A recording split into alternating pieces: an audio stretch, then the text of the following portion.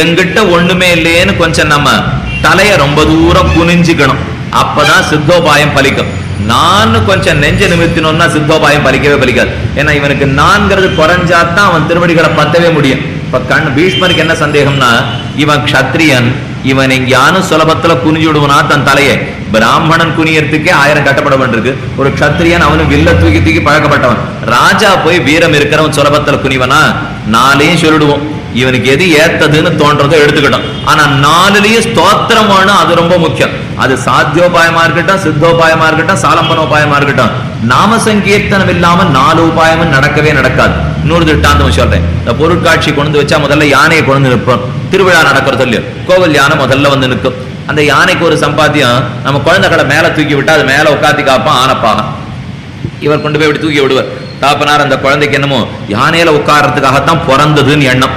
அதனால இவர் தூக்கி கொண்டு போய் அந்த ஆனப்பாக இடத்துல கெஞ்சுவர், இந்த குழந்தைய கொஞ்சம் தூக்கி விடும். அது மாட்டேன்னு அழுதுட்டு இருக்காது. 3 வயசு குழந்தை. அது கண்டாலே பயப்படும். ஆனா அதுக்கு ஆனந்தம்னு நினைச்சுன்னு இவர் மெனக்கட்டிங்க மேல தூக்கி விடுவார். இவர் கையை இப்படி கொடுக்கணும். யானைப்பாகன் மேலேருந்து கையை கீழே கொடுப்பேன். 2 பேரும் சேர்ந்து உட்கார்த்துக்குள்ள யானை அசையாது இருக்கணும். அத்தனை கட்டம். ஏன்னா இது தூக்கி விடச்சு இவர் கையை விட்டுருவார், அவன் கையை கீழே கொடுக்கச்சு அவன் கையை விட்டுடுவான். நடுவுல யானை வேற அசையாது இருக்கணும். இத்தனைக்கு நடுவுல இந்த குழந்தை போய் சேர்ந்தா சௌக்கியம். அவ்வளவுதான். இதுதான் சாத்தியோபாயம். என்ன எந்த நிமிஷம் என்ன நடக்கும்ங்கிறதே நமக்கு தெரியாது இல்லையா? இது நாம கொஞ்சம் தூரம் முயற்சிக்கணும். பெருமான் கொஞ்சம் தூரம் கை கொடுக்கணும். அதுக்குள்ள எம்பெருமானுக்கு திருவுள்ளம் மாறாது இருக்கணும். இந்த யானை நகர்ந்துடுற மாதிரி அவனு போயிட்டுவா நீ வாழ்ந்தான்ட்டு கிளம்பி போயிட்டான்னா என்னால கிட்டக்கே போக முடியாது. அதனால இந்த யானை மேல ஏறாப்புல பெரிய கட்டம். ஆனா சிரசமே என்ன ஆகும் தெரியுமா? இந்த யானையை தன் அங்குஷத்தால காதுக்கு பக்கத்துல சின்னதா ஒரு குத்துவன். குத்தினா அதுக்கு சங்கேத மொழி தெரியும். உடனே ஆனை என்ன பண்ணு, குழந்தை கீழே இருக்கும். தாப்பனார் தூக்கியும் கொடுக்க வேண்டாம், யானைப்பாகம் கையை நீட்டி வாங்கிக்கவும் வேண்டாம். தன் துதுக்கியால் அந்த குழந்தை எடுப்புல ஒரு சுத்தும், அப்படியே தூக்கி மேல உட்காந்து வைக்கும். இதுல எந்த கவலையுமே இல்லை. இப்ப நமக்கு இந்த தாப்பனார் கை விட்டுடுவோம்னு நினைக்க வேண்டாம், யானைப்பாகன் கை விட்டுடுவோம்னு நினைக்க வேண்டாம். யானையே முயற்சி எடுத்து தூக்கி உட்காந்து வச்சு இல்லையா, கீழே போடவே போடாதுங்கிறது அபிப்பிராயம். அதுதான் சித்தோபாயம். யானை தான் எம்பெருமான். இப்ப இது நாமா ஏறணும்னு பார்த்தோம்னா எப்ப வேணா கீழே விழுந்துரும். அது சாத்தியோபாயத்தில் இருக்க சிரமம். அப்படி இல்லாம எம்பெருமான் பார்த்து நான் உன்னை தூக்கி உட்காந்து வச்சுடுறேன்னு அப்படின்னு உட்காத்தினா நம்ம கவலையப்பட வேண்டாம். ஆனா சித்தோபாயத்துல ஒன்னே ஒண்ணு தேவை. வைப்போம், நம்ம யானை கையில கொடுத்துட்டோம், யானை தூக்கி மேல உட்காத்த போறது. இது ஒழுங்கா என்ன தூக்கி உட்காத்தி வைக்குமாங்கிற சந்தேகத்தோட துதிக்க மேல போறச்சு அப்படி இப்படி உடம்பு அசைச்சோன்னா அபார கோபம் வந்துடும் யானைக்கு. அப்படியே சுத்தி தூக்கி அடிச்சிடும். அது ஒண்ணுதான் ஜாக்கிரதையா இருக்கணும். அதனால சித்தோபாயம்ங்கிற சரணாகதியில் அவன் திருவடியில விழுந்தா விழுந்ததுதான் இருக்கணுமே தவிர அப்புறம் போய் நீ எனக்கு மோட்சம் கொடுப்பியோ மாட்டையோன்னு சந்தேகமா இருக்குன்னு வாயக்கைய திறந்தோம்னா தூக்கி அடிச்சிடும் எம்பெருமான். சாத்தியோபாயத்துல எத்தனை கேள்வி வேணா நம்ம கேட்டு இருக்கலாம். சித்தோபாயத்துல வாய திறக்கிறதுக்கு வழியே கிடையாது. முடியாதுன்னு தானே எங்கால வந்து விழுந்திருக்கே, அப்புறம் என்ன எங்கிட்ட கேள்வின்னு ஒருத்தன கோவம் வருமா வராதா?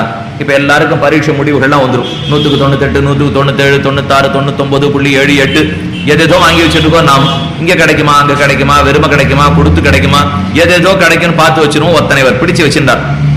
சாமி நீர் தான் பார்த்து எப்படியான எனக்கு இடம் வாங்கி கொடுக்கணும் பிள்ளைக்குன்னு போய் கேட்டேன். சரி கண்டிப்பா வாங்கி கொடுத்துட்றேன்னு சொன்னார். அப்புறம் 10 நாளைக்கு ஒருத்தர் அவரை கூட்டு வாங்கி கொடுத்துருவீரோ இல்லையோ, வாங்கி கொடுத்துருவீரோன்னு கேட்டுண்டா உன்னால முடியலன்னு தானே என்கிட்ட வந்திருக்கேன், முடிச்சுக்கன்னா அப்ப நீயே பாத்துக்கோ என்ன அவர்கிட்ட தள்ளி விட்டுருவார். இந்த சரணாகதி அதே போலத்தான். ஒன்னும் நம்பி அவன் காலில் போய் விழுந்துடணும். விழுந்தப்புறம் நீ பண்ணுவியான்னு சந்தேகப்பட்டு கோபம் வந்துடும் எம்பெருமானு. அதனால சரணாகதி பண்றது ரொம்ப சுலபம். ஆனா மனசுல வாங்கிக்கிறது தான் ரொம்ப கட்டம். மற்ற சாத்திய கர்மாக்கள்லாம் பண்றது ரொம்ப கட்டம், வேலை நிறைய செய்யணும். ஆனா மனசுல சுலபமா புரிஞ்சு போயிடும். அதனால சரணாகதி எத்தனை சுலபமாக இருந்தாலும் மனசுல உள்ள இறங்கறதுக்கு கட்டப்படுறதுல ஒரு மகா விசுவாசம் தேவைப்படும். கண்டிப்பா எம்பெருமான் என்ன கைவிட மாட்டான் என்கிறது சித்தோபாயத்துல முக்கியமானது. அதனாலதான் சித்தோபாயத்தை விளக்கினார், சாத்தியோபாயத்தை விளக்கினார், சாலம்பனோபாயத்தையும் விளக்கினார். இனி பராயணம் அடைய வேண்டிய இடம் எதுங்கிறது கேள்வி. வேற எதுவும் இல்லை, எம்பெருமானுடைய திருவடிகளிலே கைங்கர்யம் தான் பராயணம். கைங்கரியத்தை தவிர வேற சிறந்த செல்வமே கிடையாது. ஆக நம்முடைய சம்பிரதாயப்படி பார்த்தோம்னா எது மோட்சம்? சம்சாரத்திலேருந்து வேலை போறது மோட்சமா, சரீரத்தை விட்டுடுறது மோட்சமா, பரமோதத்துக்குள்ள நுழையிறது மோட்சமா, அங்க இருக்கிறவாள்லாம் யாருன்னு பாக்குறது மோட்சமா? இது எதுவுமே மோட்சம் இல்லை. பின்ன எது மோட்சம்னா உள்ள போய் அனுபவஜனித்த பிரீதிகாரித்த கைங்கரியத்தை பண்ணுவது மோட்சம். எம்பெருமானுடைய குணங்களை நிறைய அனுபவிக்கணும். அனுபவிச்சு அதனால ஒரு பிரீத்தி, ஒரு அன்பு நம்ம உள்ளத்துல ஏற்படும். அந்த அன்பு உந்த கைங்கரியத்தை பண்ணிட்டே இருக்க வேணும். கைங்கரியம் பண்ணுவதுதான் பராயணம்ங்கிறது பீஷ்மாச்சாரியர் சாதிக்கிறார். எதை வழின்னு தெரிஞ்சுட்டோம்? சித்தோபாயம், சாத்தியோபாயம், சாலம்பனோபாயம். இந்த வழியினால் அடைஞ்சு என்ன பண்ணணும்னா பரமம்ய பராயணம், எம்பெருமான் திருவடிகளுக்கு கைங்கரியம் பண்ணுவது ஒண்ணுதான் வழி. சரி, கைங்கரியம்னா என்ன பண்ணணும்னு கேட்டோம். ரொம்ப ஆச்சரியமா பதில் சொல்லிட்டார் பீஷ்மாச்சாரியர். நாம சங்கீர்த்தனம் பண்ணணுட்டார். நமக்கு இப்ப சந்தேகம் வந்தது. இப்பதானே 4 உபாயத்திலேயே நாம சங்கீர்த்தனம்னா இப்ப போய் சேர்ந்து என்ன பண்ணணும்னு கேட்டேன். நாம சங்கீர்த்தனம்ங்கிறாரே, பதில் சொல்றாரு என்ன? அதுக்கு தான் கீழே ஆரம்பிக்க சொன்னேன், மருந்து மதுவே விருந்து மதுவேன்னு. நாம சங்கீர்த்தனம் பண்ணித்தான் அவன் திருவடிகளை அடையணும். திருவடிகளை அடைந்த பிற்பாடு நாம சங்கீர்த்தனம் தான் பண்ணணும். பெரியாழ்வார் கடைசி பாத்திரத்துல சாதித்தாரு, பல்லாண்டென்னு பவித்திரனை பரமேட்டியை சார்ந்தமெல்லும் வில்லாண்டான் தன்னை வில்லிபுத்தூர் விட்டு சித்தன் விரும்பிய சொல் நல்லாண்டென்னு நவின் நுரைப்பார் நமோ நாராயணாவென்னு பல்லாண்டும் பரமாத்மனை சூழ்ந்திருந்தேத்துவர் பல்லாண்டே. இந்த ஊர்ல பல்லாண்டு பாடுகிற பேர் பெற்றால் பரவதத்துக்கு போறோம் இல்லையோ, உங்களுக்கு ஒரு கைங்கரியம் கிடைக்கும்னா பெரியாழ்வார் என்ன கிடைக்கும்னு ஆவலோட நாம கேட்டோம். ஆழ்வார் சொன்னார், இந்த ஊர்ல என்ன கைங்கரியம் பண்ணியோ அது அங்க போனாலும் கிடைக்கும்னார். நமக்கு திடீர்னு சப்புன்னு படுத்துப்பா, அவ்வளவுதானா சுவாமி, இன்னும் அங்க போனா என்னமோன்னா கிடைக்கும் நினைச்சிருந்தேன், இங்க இருக்கிறதே தான் அங்கேயும் தானார். பெரியாழ்வார் பார்த்தார், இங்க கொடுத்த கைங்கரியத்தை அங்க கொடுத்தானே ஆனந்தப்படுன்னுட்டார். இங்க இவ்வளவு தூரம் நீ பல்லாண்டு பாடிருந்தா அங்கேயும் போய் பல்லாண்டு பாடலாம், இங்க பாட்டு கச்சேரி பண்ணிருந்தா அங்கேயும் போய் பாட்டு கச்சேரி பண்ணலாம், இங்க பூத்தொடுத்து இருந்தா அங்கேயும் போய் பூத்தொடுக்கலாம், இங்க சந்தனம் அரைச்சிருந்தா அங்கேயும் போய் சந்தனம் அரைக்கலாம், இங்க உபன்யாசம் பண்ணிட்டா அங்கேயும் போய் பண்ணலாம். ரெண்டும் அதே கைங்கரியம் தான். இங்க உபன்யாசம் கேட்கிறவாடாருன்னா அங்கேயும் போய் கேட்கலாம், அதையும் சேர்த்து சொல்லணும் இல்லை. ஏன்னா வெறும் சொன்னதை மட்டும் சொல்லிட்டு போகக்கூடாது. இங்க என்ன கைங்கரியம் கிடைச்சதோ அங்க போனாலும் அதே கைங்கரியத்தை பெறலாம். சூழ்ந்திருந்தேத்துவர் பல்லாண்டேன்னு போச்சுறோம். அந்த கைங்கரியம்ங்கிறதே சிறந்த பராயணம். அவனுடைய திருநாமங்களை சொல்லி அனுபவித்தலே பராயணம்னு சாதித்தார்.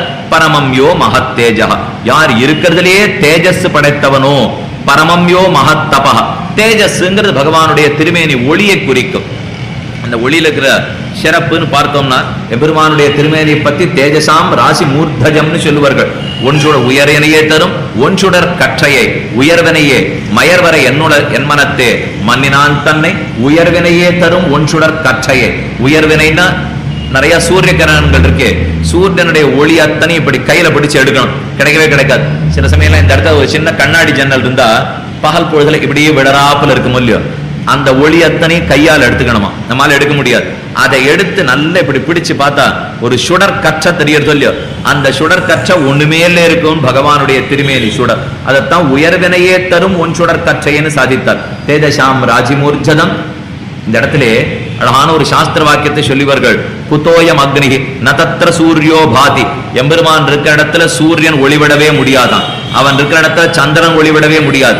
எந்த நட்சத்திர தாரகம் நட்சத்திரங்களோ தாரகங்களோ எதுவும் ஒளிவிடாது. அவன் திருமேனி ஒளி அத்தனை விட சிறந்ததுன்னு சொல்லுவார்கள். அதைத்தான் பரமம்யோ மகத்தேஜஹானுட்டார். அந்த தேஜஸ நம்பித்தான் நாமும் வாழுகிறோம். பரமம்யோ மகத்தபா, எதை எடுத்தாலும் நடத்துகிற சாமர்த்தியம் நியமிக்கிற சாமர்த்தியம் இருக்கும் இல்லையோ. இன்னபடி நடக்கணும்னா நடக்கிறதே எம்பெருமானுக்கு நியந்திருத்தம், செலுத்துகிற சாமர்த்தியம். நியந்தாங்கிறது நாராயணனுக்கு இருக்கிற முக்கியமான குணம். ஈசனசீலோ நாராயணஹான்னு சங்கராச்சாரியுடைய வியாக்கியானம். ஈசனசீலன்னா நடத்துகிற சாமர்த்தியம், நியமன சாமர்த்தியம் இருக்கும் எம்பெருமானுக்கு. அதை சொல்லிட்டார் பரமம்யோ மகத்தபா. பரமம்யோ மகத்தேஜா பரமம்யோ மகத்தபா பரமம்யோ மகத் பிரம்ம. பிரம்மங்கிற சப்தத்தை இப்பதான் கொண்டார் பீஷ்மாச்சாரியர். இருக்கிறதுலயே பெருசு ஆரோ பிரம்மம்னா பிருகத்வாது பிரம்மணத்வாச்ச பிரம்மமித்யபிதீயதே. தான் ரொம்ப பெருசா இருக்கும், தன் திருவடிகளை ஆசிரியத்தாலும் அவர்களை பெரியவர்களை ஆக்கி விட்டுடும். இதுதான் பிரம்மத்துக்கு இருக்கிற பெருமை. பிரம்மம் பிரம்மம் பிரம்மம் அப்பப்போ சொல்லிட்டு இருக்கோம் இல்லையோ. ஒரு வித்தியாசம் ஞாபகம் வச்சுங்கோ, பிரம்மா வேறே பிரம்மம் வேறே. பிரம்மங்கிறது பரம்பொருள், ஸ்ரீமன் நாராயணன் சொல்றது. பிரம்மாங்கிறது நான்முக கடவுள். இந்த உலகத்துல சிட்டி கடவுள்னு சொல்லவே பிரம்மா, அந்த நான்முகத்தான் பிரம்மா சொல்லும். பிரம்மம்னு சொன்னோம்னா பரம்பொருளான ஸ்ரீமன் நாராயணனை குறிக்கும். பரமம்யோ மகத் பிரம்ம. பிரம்மத்துக்கு இருக்கிற பெருமையை சொல்றார். தன்னை ஆறு சேவித்தாலும் அவர்களையும் தனக்கு நிகரா பெரியவனா ஆக்கிவிடும். இருப்பதோடு அல்லாமல் தன்னை அண்டினவர்களையும் பெரியவர்களை ஆக்கிடுறது இல்லையோ, அத பரமம்யோ மகத் பிரம்மான்னு சாதித்தார். அந்த பிரம்மே பரமம்ய பராயணம். ஆறு அதீதமான தேஜஸோட இருக்கிறானோ, ஆருக்கு நிறைய தன் அண்டினவர்களை பெரியவர்களை ஆக்குற சக்தி உண்டோ, அதுவே பராயணம்னு சாதித்து முடித்தார். பரமம்ய பராயணம். பவித்ரானாம் பவித்ரம் யோ மங்களானாஞ்ச மங்களம். உலகத்துல பவித்திரம்னு எது இருக்குமோ அத்தனைய காட்டிலும் பவித்திரம் எம்பெருமான் தான். பவித்திரம்னு சொன்னாலே சுத்தம்ங்கிற அர்த்தம் கிடைக்கிறது இல்லையோ. இருக்கிறதுலயே சுத்தி படைத்தவன் அவன் திருவடிகளை அடைந்தோம்னா நம் பாவங்கள் களையப்படுகின்றன. நமக்கு எத்தனை அசுத்தம் இருந்தாலும் தொலைஞ்சு போடும். நம்ம போய் இப்ப காவேரியில தீர்த்தம் ஆடுவோம், கங்கையில தீர்த்தம் ஆடுவோம். இந்த கங்கையில தீர்த்தம் ஆடினோங்கிறதுக்காக நமக்கு அழுக்கு போகாது.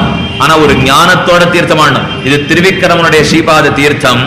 அதுல தீர்த்தமாடினா பாவம் போகுங்கிற ஞானம் போடும். அந்த ஞானத்தாலதான் சுத்தம் அடைகிறோமே தவிர வெறும் ஜலத்துல குளிச்சுட்டு வந்துறதுக்காக சுத்தி ஏற்படாது. ஏன்னா அதுக்குன்னு ஒரு அழகா கேள்வி கேட்டு பார்ப்போமே. அப்படி ஒருவேளை அந்த தீர்த்தத்துல தீர்த்தமாடினத்துக்காக நமக்கு சுத்தி ஏற்படணும்னா கங்கைக்குள்ள எத்தனை மீன் ஓடுறது, எத்தனை திமிங்கல ஓடுறது, அப்ப அதெல்லாம் நித்தியம் மோட்சத்துக்கு கொண்டே இருக்கணும். கங்கையில இருக்கிற மீனுக்கும் திமிங்கலத்துக்கு மோட்சம் கிடைக்கிறது இல்லை. நமக்கு கிடைக்கிறது என்ன காரணம்? அந்த மீனுக்கு திருவிக்கிரம ஸ்ரீபாத தீர்த்தம்ங்கிற ஞானம் கிடையாது. அந்த ஞானத்தோட தீர்த்தமாடினா தான் மோட்சமே தவிர ஞானம் இல்லாமல் தீர்த்தமாடினத்துக்காக மோட்சம் கிடைக்காது. பரமம்யோ மகத்தேஜ, பரமம்யோ மகத்தப, பரமம்யோ மகத் பிரம்ம, பரமம்ய பராயண், பவித்ராணாம் பவித்ரம் யோ. சுத்தம் அடையணும்னா எம்பெருமானுடைய திருவடிதான் புகழ். கடைசியா சாதித்தார் மங்களானாஞ்ச மங்களம். இதுல ஆச்சரியம், நாம போய் காவிரியில தீர்த்தமாடிச்சே கங்கையில தீர்த்தமாட்டோம். நம்ம பாவங்களை எல்லாம் அங்க கழுவிட்டு வந்துடுறோம். அடுத்தது அதுகளோட பாவத்தை எங்க போய் கழுவும்? நம்ம பாவத்தை கழுவிட்டோம், அப்ப அதுகள்ட்ட பாவம் வந்துருக்கும். அந்த பாவத்தெல்லாம் எங்க போய் கழுகும்னா எம்பெருமானுடைய திருவடியில சென்றுதான் கழுவும். உலகத்துக்கு சுத்தியை கொடுக்கிறான். இல்ல நமக்கு சுத்தத்தை கொடுக்கிற கங்கை முதலான தீர்த்தங்களுக்கு சுத்தியை கொடுக்கிறான் இல்லையோ. பவித்ராணாம் பவித்ரம் யோன்னு சாதித்தார். பவித்திரத்தன்மையை கங்கையும் கொடுத்துரும், காவிரியும் கொடுக்கும். அந்த கங்கை காவிரிக்கும் பவித்திரத்தன்மையை கொடுக்கிறதுனாலே பவித்ராணாம் பவித்ரம் யோ மங்களானாஞ்ச மங்களம். மங்களங்களுக்கெல்லாம் மங்களத்தை கொடுக்கிறான்னா நமக்கு மங்களம்ங்கிறது பலவிதம். உலகத்துல எல்லாருக்கும் என்ன ஆசை?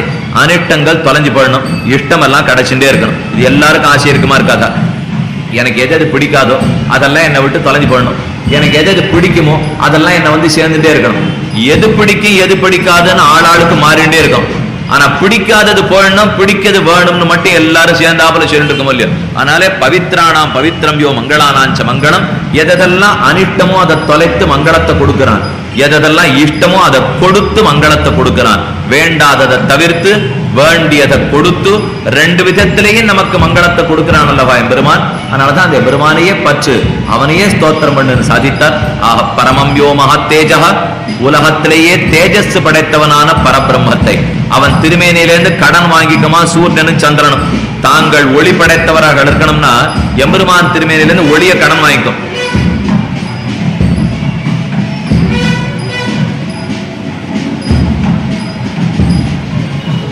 யோ மங்களானாஞ்ச மங்களம். நமக்கு சுத்தத்தை ஏற்படுத்துகிறதே எம்பெருமானுடைய தன்மை.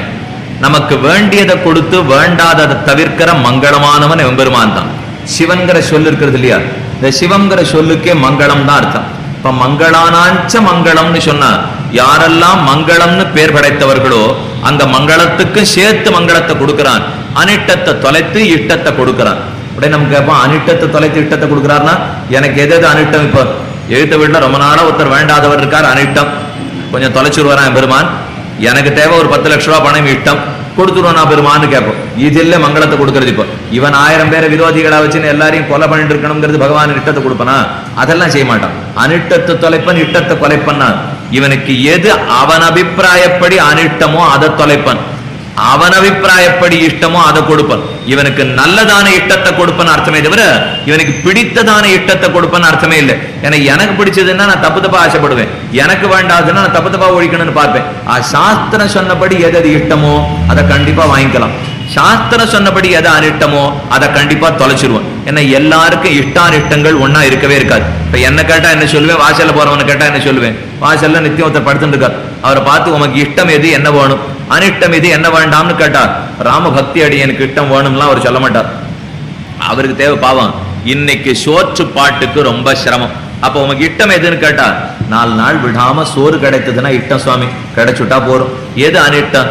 வியாதி வந்துடுத்துன்னா வேலைக்கு போக முடியாது என்னால, நான் மூட்டை தூக்குறவன் வண்டி இழுக்கிறவன். வியாதி வந்துடுத்துன்னா நான் எப்படி வேலை செய்து என் குடும்பத்தை காப்பாத்துவேன்? வியாதி வராது இருந்ததுன்னா அனிஷ்டம் படுத்துன்னு அர்த்தம்.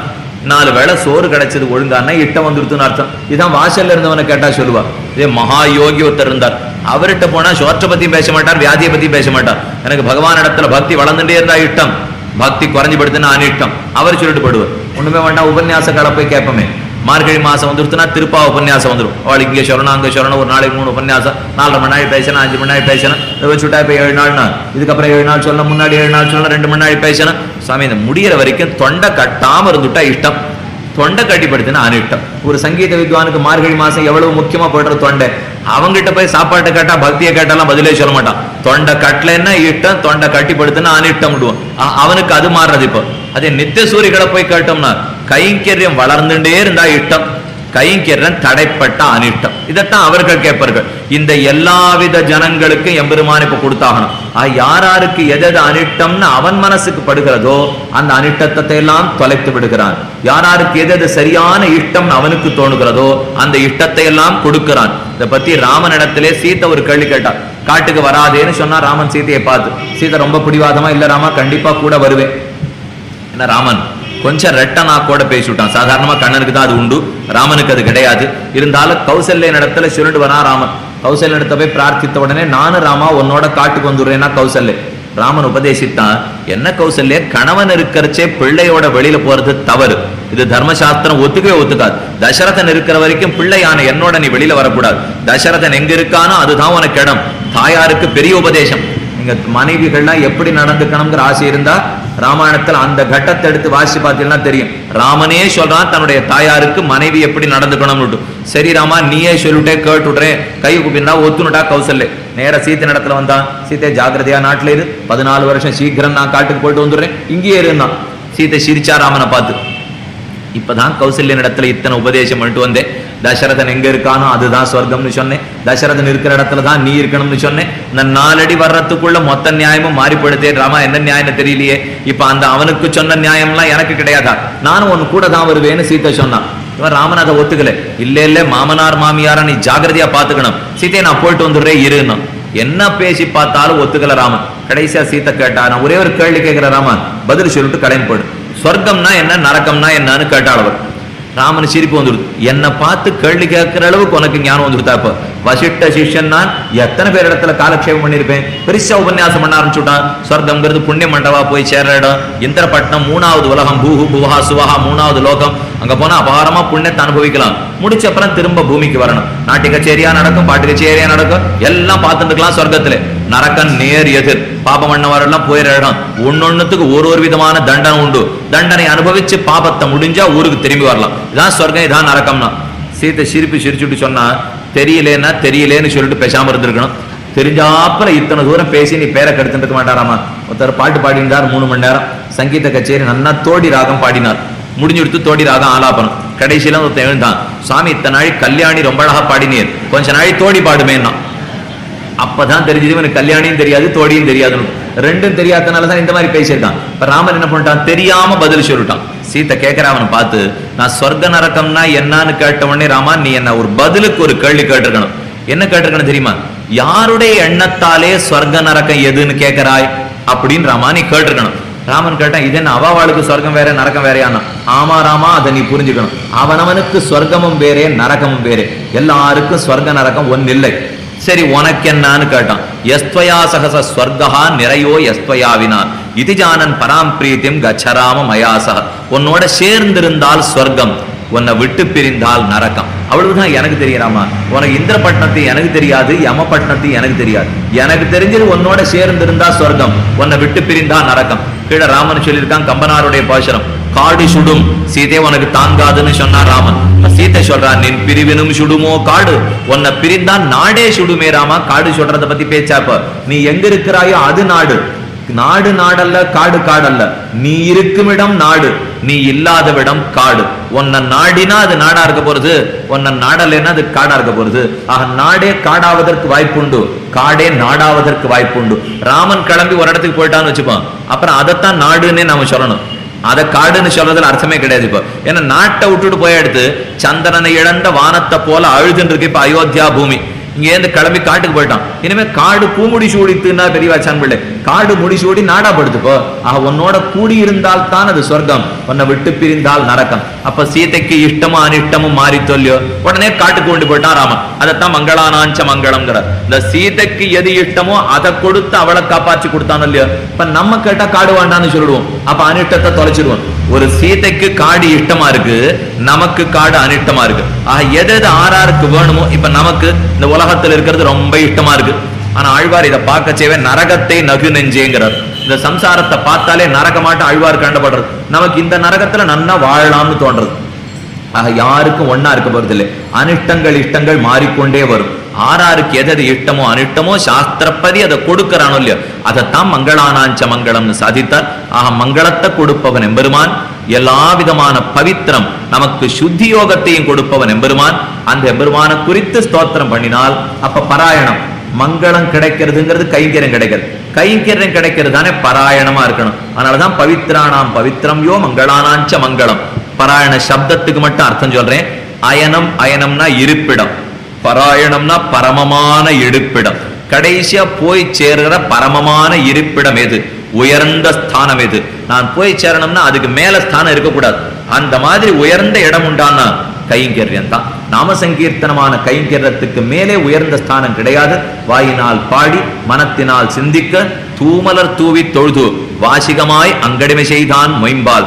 வாசிக கைங்கரிய நாம சங்கீர்த்தனம் பண்ணுவதே பரமமான கைங்கரியம் பண்றதுல ஒசந்தது உண்டான். ஆழ்வார் பாசுரத்திலே ஒழிவில் காலமெல்லாம் உடனாய் மன்னி வடிவிலா அடிமை செய்ய வேண்டும். நான் தெளிகுலர் அருவி திருவேங்கட தெழில்கொள் சோதி எந்த தந்த தந்தைக்கே.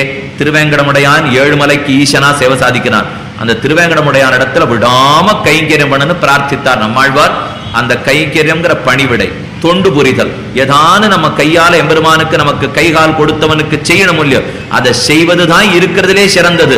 அதை வாயால பாடு, மனசால நினை, கைகளாலே தொழு என்ன இதையே பாராயணமாக சொல்லி முடிக்கிறார் வேதவியாசர். பீஷ்மாச்சாரியனுடைய வாக்காக பாராயணமும் எதுன்னு பார்த்துட்டோம். இனி நாளைக்கு நாம பார்க்க போறது முதல் கேள்வியான பதில். கிமேகம் தெய்வத்தம் லோகேங்கிறது மிச்சம் முக்கியமான கேள்வி. எல்லாரும் தெரிஞ்சுக்கணும்னு ஆசைப்படுற கேள்வி. எம்பெருமானுடைய பெருமகனத்தனை சொல்லுகிற கேள்வி. கிமேகம் தெய்வத்தம், ஒரே தெய்வம், தனிமா தெய்வம்னு ஆழ்வார் பாசுரம் பண்ணார். அந்த பிரம்மத்தை பத்தி விளக்குன்னு கேட்க அதை விளக்கறதுக்கு ஆரம்பிக்கிறார். கிமேகம் தெய்வத்தம் லோகேன்னு கேள்வி.